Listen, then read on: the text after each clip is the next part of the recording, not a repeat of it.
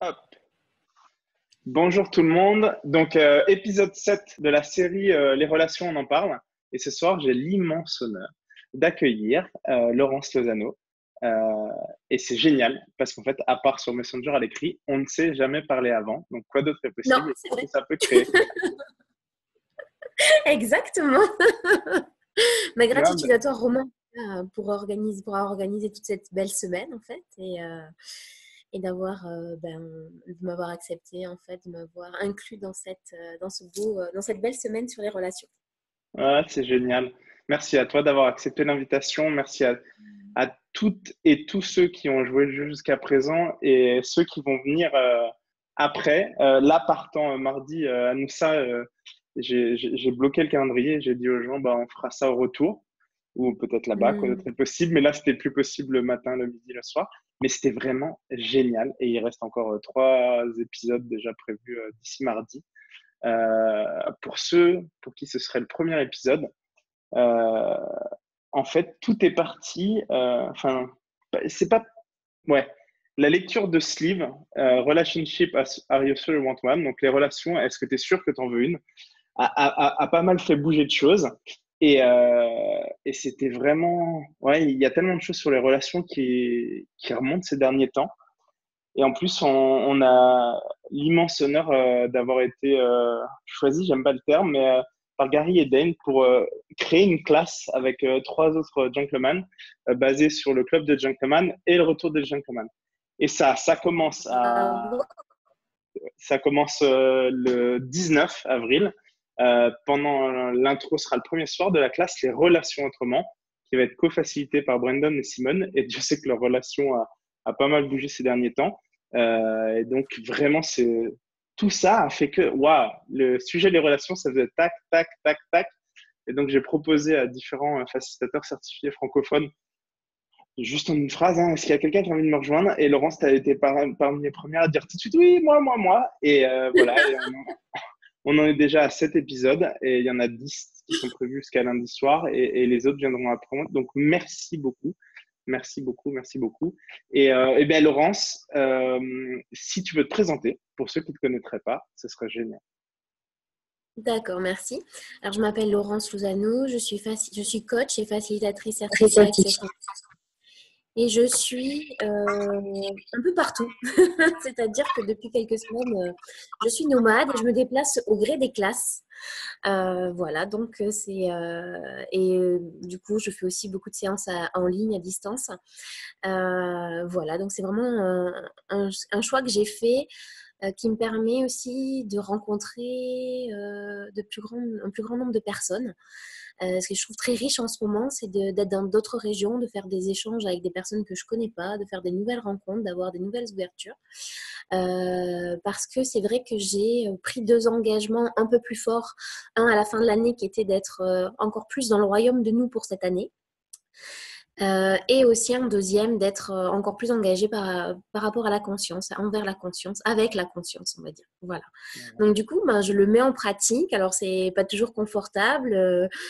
Finalement, le fait de bouger, de plus dire quelque part on va chez soi à un moment donné pour se retrouver dans un endroit connu, ben, ça bouge plein de choses. Ça bouge plein de choses aussi ben, parce que je cohabite parfois je suis seule, que du coup ben, ça met bien dans le bain des relations aussi. Et de comment on vit tout ça, comment on utilise les outils pour le vivre de manière plus légère. Donc voilà, je trouve ça très, très intéressant. Ah, c'est cool, merci beaucoup pour ce partage. Alors, le truc qui est génial, c'est que Laurence, et je trouvais ça génial, m'a dit, ah, j'ai pas eu le temps de regarder les autres épisodes, sauf un, et je lui ai dit, c'est génial. Christine, je te mets juste en muet, sinon on entend le retour audio. Mais n'hésite pas Mm. si tu as posé une question, il n'y a pas de souci. Oui, donc, comme je disais, en fait, il n'y a pas beaucoup de questions. Il n'y en a qu'une parce qu'il n'y a rien qui est planifié à l'avance. Mais la seule question que je pose à chacun, c'est Laurence, pour toi, les relations, c'est quoi? Ah ah. Alors c'est très intéressant parce que c'est quelque chose qui m'a toujours questionnée depuis que je suis petite, dans mon environnement familial, mais aussi de manière générale, quand après j'ai commencé à avoir des relations amoureuses, etc. Et d'ailleurs, ça me portait tellement d'interrogation que j'ai fait des études de communication en me disant, ouais, quand même, il doit quand même y avoir des choses à comprendre, je dois avoir des choses à apprendre. Et comment ça se fait que ça paraissait si simple dans mon monde d'enfant et ce que je voyais autour de moi était si complexe en fait. Et je crois que ça m'a toujours intriguée. Alors parfois, je les ai recherchées, les relations, parfois, je les ai fuies. Parce que je me dis, ah non, c'est trop compliqué, ah non, les relations amoureuses, non mais au secours, c'est trop compliqué. Donc il y a eu des moments de ma vie où j'ai carrément fui ça, mais vraiment mis ça à distance, à dire pendant plusieurs années, me dire c'est bon, la pause, j'ai plus envie de revivre ça. Et ça parce que je pense qu'à l'époque, je fonctionnais aussi par rapport au point de référence. C'est-à-dire, je me disais, vu qu'il s'est passé tout ça dans ma vie, j'ai pas envie de refaire ça parce que ça va forcément générer ça. Et forcément, quand on pense comme ça, quand on a des croyances comme ça, on finit par engendrer ça. Voilà, donc du coup, je me suis dit, voilà, quel point de vue j'ai sur tout ça, qu'est-ce que je peux déconstruire et décréer, et merci aux outils d'Access pour ça, ça n'a pas été les seuls dans ma vie, mais ils ont été d'une grande contribution. Et en même temps, c'est un miracle. Alors c'est vrai que en 2018, j'étais très secouée sur ce plan-là, et en même temps, il y a eu vraiment des cadeaux énormes grâce à ça aussi. C'est-à-dire que j'ai vraiment pu le fait d'expérimenter, parce que le fait de se dire bah, je veux plus de relation parce que ça va de nouveau engendrer ci ou ça, ou parce qu'on a des peurs, finalement on ferme le livre, on le met de côté et finalement on va pas jusque là où on doit aller. Et du coup, j'ai dit, alors ça a été très secouant, hein, mais en même temps je me suis dit waouh, qu'est-ce que je peux vraiment en tirer, qu'est-ce que je peux dépasser, qu'est-ce que je peux libérer grâce à ça. Et ça a été vraiment un cadeau magique, c'est-à-dire je me suis dit ah ouais, eh ben franchement, je croyais que j'étais plus dans certaines choses, mais finalement, ça s'est passé peut-être à d'autres niveaux, mais finalement, il y a des choses qui sont ressorties. Alors du coup, j'ai aussi utilisé d'autres outils qui sont les blessures de l'âme, en fait, les blessures émotionnelles, mais que j'ai utilisées avec les outils d'Access. C'est-à-dire, je me suis fait mes propres déblayages par rapport à tout ça, et c'était de dire, waouh, c'est vrai, qu'est-ce que ça fait ressortir là maintenant, quoi. Et dans combien en fait de dimensions encore je suis enfermée dans les blessures émotionnelles, dans combien de dimensions encore finalement je suis dans la dépendance affective à partir du moment où quand je suis pas en relation, non, mais à partir du moment où je suis en relation, quelle addiction, parce que c'est vrai qu'on en parle beaucoup pour l'alcool, la nourriture, la drogue, etc. Mais quelles addictions est-ce qu'on peut avoir par rapport aux relations, par rapport à, de point de vue affectif, par rapport au corps, les corps aussi, à quel point peuvent être addicts l'un de l'autre. Voilà, c'est tout ça aussi qui est remonté. Et vraiment, c'était vraiment des cadeaux à se dire, oui, effectivement. Et combien aussi d'entités, de globes, de glomes, de systèmes d'intelligence artificielle maintiennent aussi certaines relations à certains moments en place. Donc, à quel point est-ce que je suis libre dans cette relation ou pas. Et c'est vraiment très, très intéressant, en fait, de se replonger là-dedans et de se dire, ouais, et de se dire un jour, voilà, j'ai le choix et voilà, maintenant je mets mes pieds par terre. C'est vraiment ça. J'ai passé 4 jours à pleurer dans mon lit et j'ai mis mes pieds par terre et j'ai dit, waouh, maintenant je choisis plus jamais d'être dans les blessures émotionnelles et de la dépendance affective. Parce que ça, c'est juste pas être vraiment dans la relation, c'est juste être dans mes addictions, dans nos manques. Et en fait, en fin de compte, on ne se trouve pas véritablement parce que du coup, on ne s'honore pas, on n'est pas dans la gratitude de soi, on est juste uniquement dans la recherche par rapport à l'autre, à ce que l'autre peut nous apporter, à ce que l'autre peut combler. Et voilà, à ce qu'on revit aussi, parce qu'il peut y avoir des liens karmiques, des contrats aussi, combien de contrats, de vœux, tout ça, de serments nous lie encore à cette personne, à cette âme, à cette personne qu'on rencontre, à cet être. Voilà, et c'est tout ça aussi. Et je trouve un point fondamental qui est l'abus dans les relations. Comment je m'abuse moi-même à travers les relations. Ouais. Et comment est-ce que, comment est-ce que je revis en fait cette situation d'abus où on peut être à la fois abuseur et abuseur, bien sûr, abuseur et abusé à certains moments. Voilà à quel point effectivement, et je dois dire que j'étais à Vienne faire la facilitation de l'abus, l'étreinte de l'abus avec Grace au mois de novembre, et c'est après, là, dans les semaines qui ont suivi, vraiment tout a volé en éclats, et tout est ressorti. Tout est remonté. Alors déjà, ça a commencé un peu avant d'y aller, c'était en cours, puis après, suite à l'étreinte de l'abus, et ça a été encore plus, en fait. Et se dire aussi que même accepter que des entités, etc., puissent effectivement avoir la main, gérer des relations, c'est de l'abus aussi de nous-mêmes, hein. Alors après, on l'accepte ou on l'accepte pas, c'est un choix, mais c'est aussi être dans l'abus par rapport à tout ça. Et combien de relations est-ce qu'on a aussi avec l'abus, qui ne sont pas forcément amoureuses, hein, ça peut être des relations avec un thérapeute, des relations amicales, des relations professionnelles, peu importe, l'abus en fait ça peut être partout. Et combien de fois est-ce qu'on se met dans l'abus comme si on n'avait pas encore reconnu notre puissance en fait et qu'on avait sans cesse besoin de se mettre dans ces situations d'abus pour reconnaître à quel point on est puissant en fait. Ouais, c'est ça. Ouais, voilà, c'est vraiment ça en fait. Et du coup, c'est vraiment euh, si on considérait l'abus comme une crise de puissance, au lieu de considérer l'abus comme quelque chose qui nous entrave ou quelque chose dont on est victime, qu'est-ce que ça changerait, qu'est-ce que ça créerait dans notre monde et dans le monde?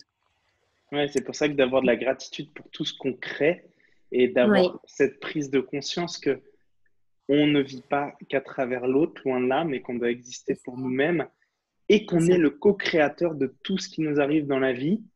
Et donc, à partir du moment où tu prends conscience de ça et des Mhm, responsabilités que tu as vis-à-vis de cette co-création, c'est euh, ça. et ben, tu commences à t'honorer de plus en plus. Ou tu fais le choix de t'embourber de plus en plus, mais une fois que tu as les prises de conscience, c'est un choix. Et ce choix, il peut changer toutes les 10 secondes. Et c'est toi qui es maître de ta vie. Et comme tu disais tout à l'heure, de toute façon, c'est vraiment tes points de vue qui vont créer ta réalité. Et à partir du moment où tu décides de plus te laisser abuser par les autres et par toi-même, waouh, qu'est-ce que ça peut créer? Et souvent, bah, tu sors un peu de cette réalité. Mais c'est génial parce qu'on est là pour créer notre propre réalité et ça commence par soi-même. Et je trouve ça ouais, juste génial, tout ce que tu as dit. C'est ça. En Merci. fait, ça commence vraiment par nous, mais gratitude à toi aussi, ça commence vraiment par nous et par vraiment reconnaître cette puissance, en fait. Parce que c'est vrai que j'entends hein, dans mes accompagnements, dans mes classes, plein de personnes, en fait, qui quelque part refusent maintenant les relations, hein, en tout cas les relations amoureuses. Mais c'est une fuite aussi, hein, parce que partout où on les fuit, parce qu'on peut y mettre n'importe quelle croyance derrière, n'importe quelle raison, n'importe quelle justification pour les fuir, quelque part, on se fuit soi-même, en fait, hein, parce que c'est vrai que pas à l'autre dans la relation. On ne sait pas où est le curseur, on ne sait pas encore ce qu'il y a à dégager, on ne sait pas ce qu'il y a à libérer. Et quelque part, bah, l'autre, il est aussi, on est un moyen pour l'autre et il est un moyen pour l'autre. Bon, il n'y a pas que ça, bien sûr, hein, mais de justement d'arriver à ça. Et comme dit Simone et Brandon dans leur livre, être en relation, c'est pouvoir justement décupler notre puissance, etc. Alors, on n'y arrive pas toujours, mais quand on n'y arrive pas dans cette relation, qu'est-ce qui fait que dans cette relation, ça ne peut pas se mettre en place, ça ne se met pas en place? Qu'est-ce qu'on peut faire de différent? Et qu'est-ce que j'ai à libérer? Non pas à se juger, ok, mais on a pu vivre des tas de vies avec une personne, donc il y a beaucoup de choses parfois à libérer. Mais aussi, qu'est-ce que j'ai moi à titre personnel à libérer?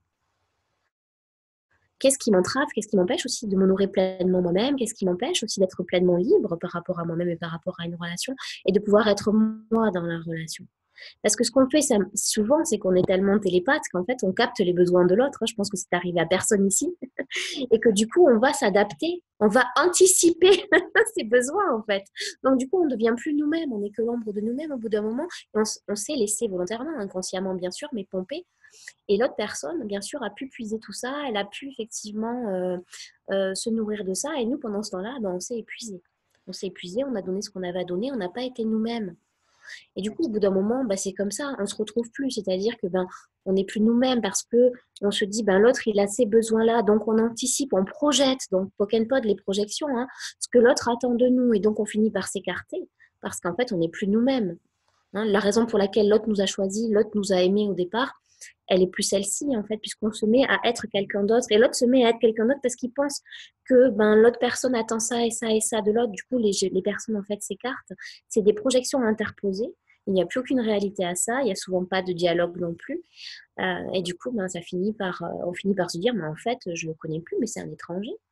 C'est clair. Ou c'est une En fait, étrangère. Hein. tout à l'heure, quand tu parlais d'addiction et notamment d'addiction à la relation, c'est Mm. marrant, ce qui est remonté chez moi aussi, c'est potentiellement l'addiction à la liberté et la pseudo-liberté quand tu te coupes de tout le recevoir que pourrait créer une relation. Et je ne parle pas que de relations amoureuses, même si là, on est bien dans le sujet, mais ça peut être de tout type de relation.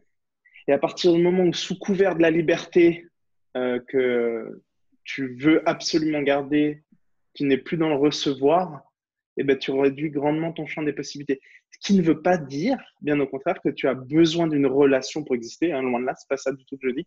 C'est juste sous couvert Non, non plus, non de la plus. liberté, ne fuyez pas chaque relation, mais plutôt créer la relation telle qu'elle vous convient, celle qui va être générative, celle où vous allez créer 20 fois plus à deux que tout seul, comme dirait Simone et Brennan.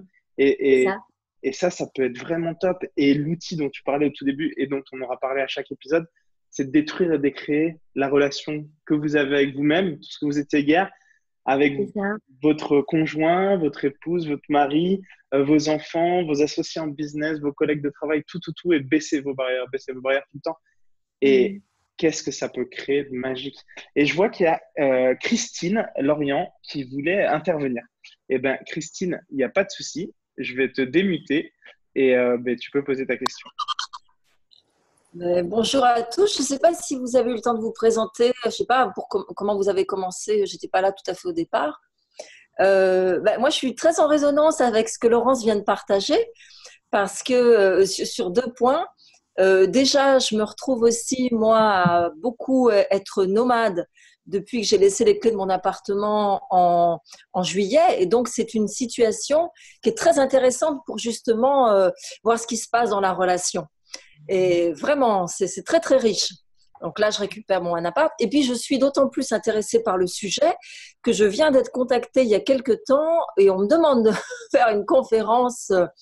J'interviendrai en octobre à Biarritz sur justement, ça s'intitule Être soi dans toute, être soi à chaque instant dans toute relation. Voilà.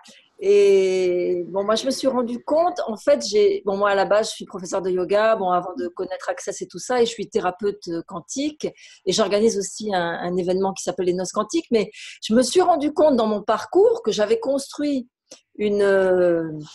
comment dire, un axe, en fait, terre-ciel, et à un moment donné que j'avais ce bonheur connecté au soi, j'étais en joie avec moi-même, mais quid de la relation à l'autre? C'est-à-dire que la dimension horizontale venait friter plein de choses qui faisaient que ça me sortait de mes gonds, enfin ça faisait travailler tout l'émotionnel. Et je me suis rendu compte qu'en fait, que certes, c'est primordial, la première relation, c'est la relation à soi, parce que se connaître vraiment soi, être relié à soi, mais à soi, pas la personnalité, l'ego avec ses blessures, mais connecter ce soi. Et ça, pour moi, c'est fondamental pour arriver à vivre des relations. Alors après, dans les relations, ça vient, on a à se mettre le feu les uns les autres, justement euh, pour aller comprendre qu'on a tous nos blessures et que dans la relation à l'autre, avant que la dimension du soi puisse vraiment se connecter, c'est rare, c'est magique ces instants où on arrive à se connecter les uns les autres dans le cœur et dans le soi, mais souvent, comme le disait Laurence, il y a une espèce de filtre qui fait qu'en fait, moi je m'aperçois qu'on n'est pas l'autre nous perçoit pas comme on est, ou on n'est pas entendu de là où on parle. Et c'est ça qui est intéressant aussi avec Access, c'est cette descente des barrières pour être entendu à partir de cette connexion, parce que l'autre nous reçoit à partir de là où il en est de sa conscience et là où il en est de son cheminement. Donc merci Laurence, merci Romain et à tous d'avoir proposé ce sujet, parce que je trouve que c'est à l'heure actuelle la relation pour moi est vraiment un des grands piliers de la résolution des conflits et de la paix sur terre, et ça part de la relation à soi. Voilà ce que je voulais dire. Merci. Merci beaucoup, Christine. Oui, non, et c'est complètement ça, et on en a beaucoup parlé dans les autres épisodes. La première relation, c'est avec toi-même, et c'est vraiment quelque chose où avec Elodie, on le vit depuis 15 ans. Après, ça reste un roller coaster, mais on a ce truc, on a toujours su que un et un, ça faisait pas deux, mais ça faisait trois. Qu'on existait en tant que personne chacun, et qu'on créait une entité. Alors à l'époque, je n'aurais pas forcément utilisé ce terme-là, mais du couple. Et après est venu se rajouter les briques qui sont les enfants. C'est bizarre, Pog and Pog. Et tout ce que ça peut créer autour de ça. Et cet espace qu'il faut laisser à chacun. Mais comme tu le disais, Christine, et comme on a beaucoup parlé des épisodes précédents, tout commence par la relation que tu as avec toi-même. Et vraiment, cette vulnérabilité, baisser les barrières, les 5 éléments vraiment de l'intimité, il y a tellement de choses qui rentrent en compte. Et c'est vrai que commencer par être vulnérable, et on nous a toujours Mm. appris qu'il fallait et imaginer pour un garçon. Mais on nous a toujours dit qu'il ne fallait pas être faible et on a toujours C'est confondu ça. vulnérabilité et faiblesse. Et aujourd'hui, quand on en discute et pour les classes Retour des Gentlemen, c'était juste royal. Et qu'il n'y ait plus d'exclusion en plus, qu'on arrive à intégrer l'homme et la femme. Et demain, s'il y a des ados, peu importe, tous ensemble, sans exclusion, qu'est-ce que ça peut créer quand on arrive à être soi vraiment, à s'honorer soi-même et à avoir autour de nous des gens qui sont à même d'accepter tous les changements que ça peut occasionner. Parce que souvent, quand on se met à réfléchir, etc., donc déjà le petit vélo qui se met en route et tout, c'est jamais vraiment bon. Mais quand on s'écoute soi-même, ça peut faire peur aux autres. Et si tu étais en mesure de détruire, de créer la relation que tu avais avec toi-même et avec les autres, et de te rendre compte que tu n'es pas obligé de faire table rase du passé pour reconstruire une relation dans la réalité que tu veux, qu'est-ce que ça peut créer? Et j'espère qu'on n'a pas perdu Laurence. Laurence, tu as l'air toute frisée. Est-ce que tu es toujours là? Ah, je pense qu'elle a eu un souci de connexion. Putain, je vais juste voir. Ou à moins que ce soit moi. Est-ce que vous m'entendez? Oui, hein, merci Nadia. Hop, hop, je vais juste regarder ici. Tac, tac, tac. Hop, perdu. Bon, ben, j'espère qu'elle va revenir au plus tôt. Je pense que je vais juste lui dire de sortir et de revenir. Hop, hop, hop, ça n'a pas l'air de bouger. Le lien Zoom, il est là. Hop, sort et re-rentre. Les aléas du direct. Romain, elle est même toute noire maintenant, donc oui, il vaut mieux qu'elle sorte. Ouais, et moi je vois toujours sa photo. Donc je lui renvoie le zoom et j'ai l'impression que son iPhone ne doit pas capter parce que bon, ça passe pas du tout. Donc ça faisait que 22 minutes. Mais ce que je peux vous proposer, tac tac, Audrey. Alors, est-ce qu'il y a d'autres questions, quitte à ce que je les note et quand elle repart, quand elle revient, on y arrive. Est-ce que je peux la sortir ou pas? Non, je ne peux pas. Non, mais je pense qu'elle doit plus avoir de connexion. Eh bien, ce qu'on peut faire. Ah, moi, je suis déçu parce que j'étais super excité. Je trouvais ça trop cool. Donc, on va encore lui laisser quelques minutes. Si vous avez des questions, vous pouvez les mettre dans le chat. Ah, Laurence, merci. Tu nous entends? Ah, attends, t'es mute. Ça y est, excusez-moi, je suis à la campagne et ça coupe un peu, la Ah, je connexion. commençais à pleurer et tout, mais tout le monde m'a réconforté, c'est bon. Excellent. Non, alors, je ne J'étais, sais pas où ça a coupé, mais je suis restée, je ne sais pas où ça a coupé pour toi. ça a coupé quand on discutait du fait de, voilà, d'être en lien avec soi, de s'honorer soi-même, les 5 éléments de l'intimité. C'est ça. Et vraiment, La voilà, liberté. d'être vulnérable et d'ouvrir aux autres. J'allais dire à l'autre, mais c'est pas qu'à l'autre parce que c'est aux autres, c'est à toi déjà. Et oui, quand tu te coupes plus de partie de toi-même pour rentrer dans le monde de l'autre ou pour répondre à des attentes de l'autre. Et attention, c'est pas évident parce que, et surtout dans les relations à long terme, il y a tout qui bouge et les gens bougent et les gens évoluent. Et comme tu disais tout à l'heure, soit par rapport aux attentes, soit aussi tout simplement parce que c'est la vie, qu'on vieillit. Moi, je vois, j'ai connu Elodie, on avait 20 ans. Ben, vous doutez bien, entre 20 ans et 36 ans pour elle et 35 ans pour moi, on n'a pas forcément, on n'est plus les mêmes personnes. Déjà, nous, et le couple a évolué et j'en suis super content. Mais on le détruit, on le décrée quotidiennement, chacun de son côté.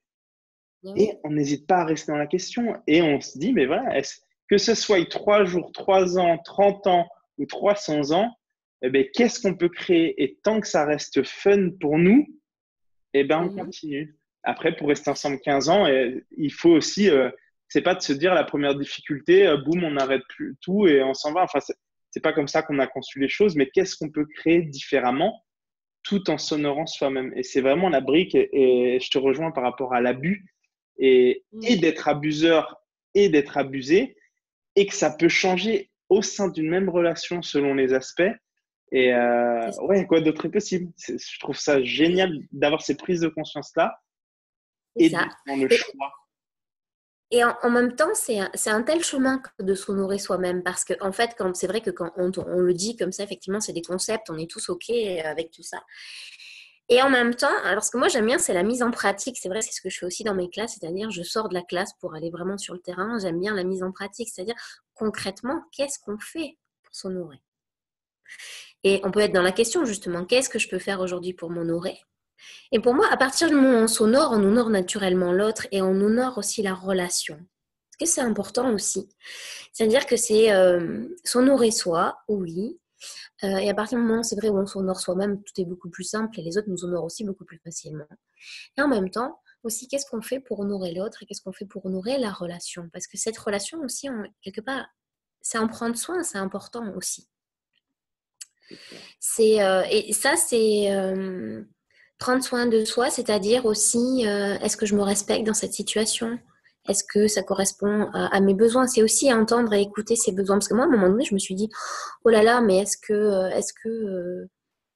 que c'est des besoins ou est-ce que je suis encore dans ma blessure, par exemple? C'est aussi des questions qu'on peut se poser. C'est-à-dire de dire, voilà, ok, je veux bien être en relation avec quelqu'un, mais moi, par exemple, peut-être que avoir un contact toutes les 2 semaines, ça ne me suffit pas. Mais parce que ça ne correspond pas à un besoin. Je ne parle pas forcément de se voir, mais pas s'entendre, etc. Je dis, non, mais ça ne me convient pas, en fait. C'est pas moi. Pour moi, c'est pas nourrissant.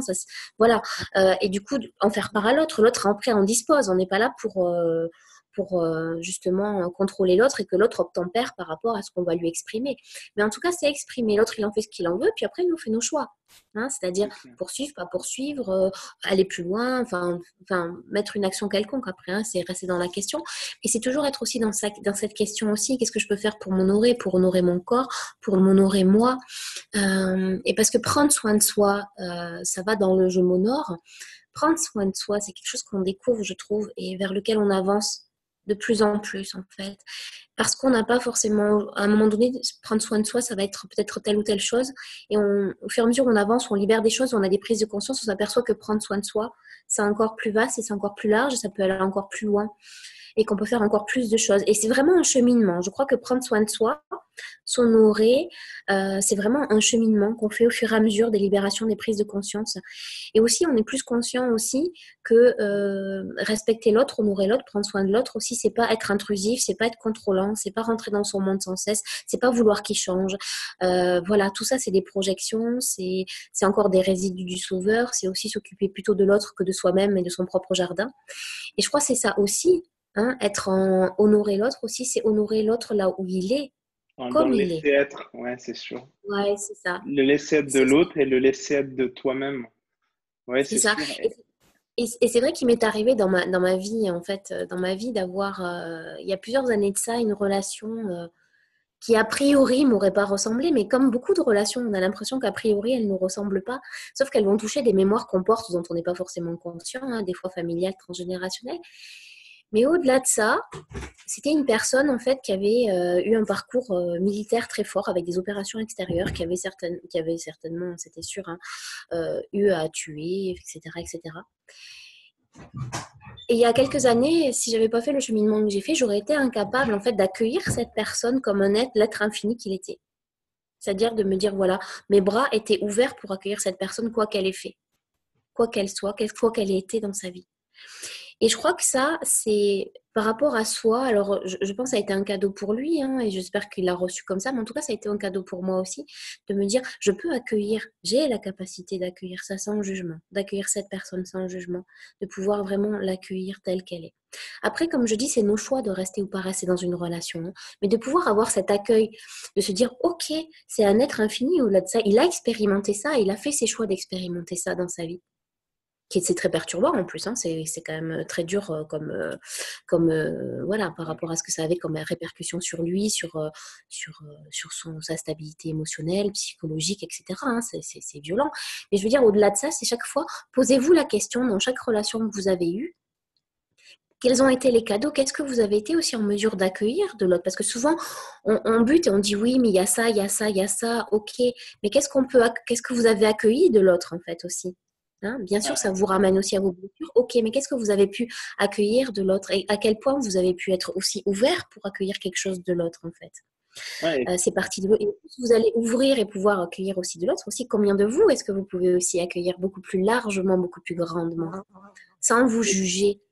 et toute cette gratitude dont tu nous faisais part, et on a souvent tendance potentiellement à se plaindre à l'autre ou de l'autre, ou en tout cas à pas avoir toute la gratitude ou pas l'exprimer, parce que Mhm. dans la tête de tous, alors des fois on veut être intrusif et des fois au contraire on n'exprime juste pas ou on ne demande pas et on part du principe avec nos attentes sans les avoir exprimées, on pense toujours qu'on les a exprimées, mais posez-vous la question, et on les exprime pas et on est déçu.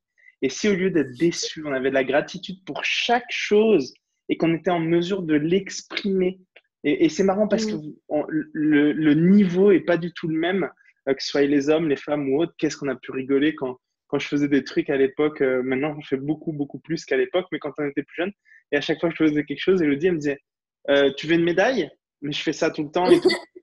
Je fais, non, mais à l'époque, j'avais pas les mots, mais ce serait aujourd'hui, je lui dirais, non, mais par contre, en fait, manipule-moi et en me disant juste, oh, merci, c'est super, et ben ça va me donner envie de continuer. Et si sur les 2 fois sur 10 où c'est moi qui l'ai fait, j'ai de la gratitude, j'ai un merci, et ben j'aurais sûrement envie d'en avoir plus, plutôt que de 7 fois sur 10 me dire t'as pas fait ça et de ne jamais prendre en compte quand on l'a fait. Et là, je rigole sur les tâches ménagères, mais le spectre est beaucoup, beaucoup, beaucoup plus large. Oui, Et et en vraiment même temps, ça d'exprimer fait cette gratitude, c'est génial. Et en même temps, ça fait rebondir sur une chose, c'est-à-dire qu'on peut dire, même si on sort des schémas, que c'est quelque chose de plus masculin. On va dire que généralement, les hommes sont toujours plus en attente d'avoir un remerciement parce qu'ils ont fait une tâche. Et en fait, souvent, on l'a vu sous le prisme négatif, c'est-à-dire on se disait en tant que femme, et moi avant, je me disais ça aussi, hein, mais à culpa et Pokémon, tout ça, c'était, ouais, non mais ça va, ils abusent, hein, c'est pas parce qu'il fait un truc. Mais en même temps, si on le voit sous l'angle du recevoir, quelque part, que quelque part, en fait, et c'est, je pense, beaucoup aussi ce que le féminin, pas l'homme ou la femme, mais le féminin a aussi à apprendre. C'est pas être tout le temps dans le donner. Je parle le féminin de l'homme et le féminin de la femme. Hein, je suis pas du tout dans la polarité, mais de dire ouais, c'est apprendre à recevoir parce que finalement, souvent, le côté masculin, c'est plus recevoir que le côté féminin qui va toujours être dans le donner. Mais c'est l'équilibre des deux qui fait le tout en fin de compte. Et être hors de la polarité. C'est-à-dire qu'est-ce qu'à un moment donné, il est requis là? Est-ce que c'est plus de donner, plus de recevoir, plus de se laisser être, etc. Être dans la question pour sortir de la polarité. Mais quelque part, c'est un bon enseignement que de se dire, bah, au lieu finalement d'être quelque chose de pesant dans la vie quotidienne, c'est dire, ah ben oui, c'est apprendre à recevoir et à donner à l'autre et que l'autre reçoive, mais aussi l'autre, il peut me donner et je peux recevoir aussi tout ça. Et c'est vraiment quelque chose qu'on va aussi rattacher à tout ce qui est abondance de manière générale au sens large, c'est-à-dire que dans honorer, pour moi, il y a l'or. Et c'est vrai que si on est tout le temps en train de reprocher à son partenaire quelque chose qui a un manque de ceci, un manque de cela, on regarde les choses sous l'angle de la pénurie. Et c'est vrai qu'on en parle beaucoup dans le business avec les bowman. Hein. Moi, j'ai fait des classes avec eux, et notamment sous la pénurie par rapport à qu'est-ce qui va différencier quelqu'un de riche, quelqu'un qui crée plus d'argent de quelqu'un qui en crée moins. C'est pas une question de valeur de personne, on s'en fout de tout ça. C'est qu'est-ce que je suis capable effectivement de recevoir et comment je regarde les choses. Est-ce que je les regarde sous l'angle de l'abondance ou de la générosité d'esprit, ou est-ce que je les regarde sous l'angle de la pénurie? Est-ce que je me dis, mince, j'ai pas les sous pour m'acheter cette paire de chaussures, ou est-ce que je me dis, ouais, super, j'ai déjà plein de paires de chaussures, comment est-ce que je peux créer de l'argent pour m'acheter celle-ci? Voilà, c'est ne pas être, c'est vraiment avoir une visée différente. Mais c'est pareil avec sa relation. Si vous dites tout le temps à votre partenaire, que ce soit un ami ou un partenaire amoureux ou une partenaire amoureuse, peu importe, il n'y a pas assez de ci, il n'y a pas assez de ça, il n'y a pas assez de ça. Vous croyez que la personne elle va vous donner plus? C'est pas possible. À un moment donné, elle va dire c'est bon, j'en ai marre, quoi. Oui, je rebondis avec Christelle qui nous disait donc justement relire Sois toi et change le monde, page 52 et suivante, c'est génial pour retrouver ce soi et le repérer à chaque question pour rester en place avec son être. Si on détruisait ses attentes au sein de la relation, vous voyez, et dans la communion, a-t-on vraiment besoin de demander? Et bien après, je pense que ça dépend qu'est-ce qui marche pour toi. Qu'est-ce qui marche pour toi? Je pense, mais c'est mon point de vue intéressant, par contre, que si tu ne demandes pas. Et après, il peut y avoir énormément de déceptions. Mhm. Comment puis-je être dans ton monde? La communion, ça dépend. On en parlait hier. La communion, si c'est la communion avec quelqu'un, c'est que forcément tu te coupes d'autres choses. Donc si c'est une communion, une oneness totale et ouais, moi j'aime bien demander. Et pourquoi je demanderais à l'univers et je pourrais pas demander à ma compagne? Tout dépend de comment c'est fait et comment c'est demandé. Est-ce que c'est fait sur le terme de la gratitude ou d'exprimer ce qui pourrait amener plus de légèreté pour toi? Ou est-ce que c'est demandé en mode reproche? Tout est une question de contribution et de comment on le fait. Mais pourquoi je demanderais à l'univers et je ne serais pas capable de demander aux autres qu'est-ce qu'ils pourraient et accepter que les autres puissent me demander. Et par contre, c'est là où on s'honore soi-même. C'est OK, je sais pourquoi je le fais. Est-ce que je suis prêt à honorer cette requête ou pas?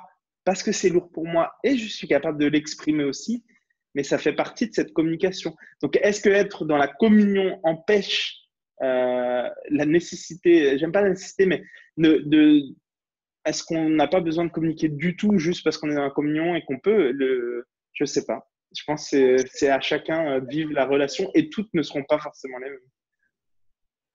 Je dois rebondir sur un truc que tu as dit, quand on est en communion, on se coupe d'une partie de soi-même, mais c'est pas du tout l'impression que j'ai eue lors de cette relation où j'étais en communion avec la personne, où je retrouvais les 5 éléments de l'intimité et les éléments de la relation parfaite. Et j'ai vécu ça très longtemps. Et c'est pendant cette relation-là où j'étais pleinement moi. Donc, j'ai pas l'impression qu'on doit se couper de quelque chose pour être dans la communion. Au contraire, ça nous révèle vraiment qui on est.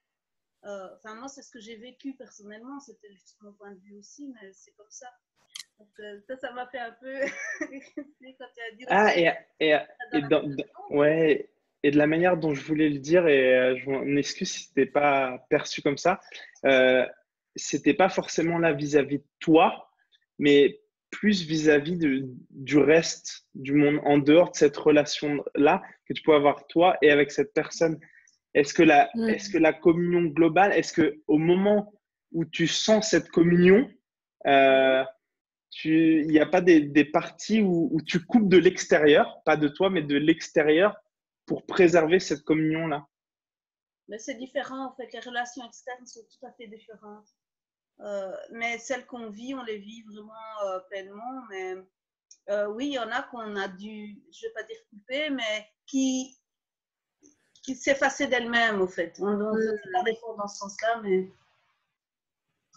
voilà. C'est très vaste en tout cas. Et ça fait déjà, on a dépassé la demi-heure, mais c'était vraiment génial. Si tu as un mot de fin, Laurence, c'est avec plaisir. Et j'espère qu'on aura l'occasion de refaire plein d'autres choses ensemble. C'était vraiment fun. Je dirais ce qui me vient là tout de suite dans l'instant, c'est baissons nos barrières, accueillons, recevons, vivons, et puis après on peut choisir à chaque instant. Donc voilà, il n'y a pas de risque, sortir des peurs qui sont un plan distracteur et y aller, quoi. C'est clair. Ne pas avoir peur de l'autre, c'est aussi quand on a peur de certaines parties de nous-mêmes. Donc c'est aussi voilà, dépasser tout ça. Ouais, être dans cette vulnérabilité-là. C'est ça, tout à fait. Baisser les barrières, quoi. Et accueillir, recevoir. Eh bien, merci beaucoup à tous et à très bientôt. Oui, merci à toi Romain et merci à toutes les participantes. Merci à vous deux. Belle journée. À bientôt. Bonne journée à vous. Au revoir. Bye bye. Bye bye.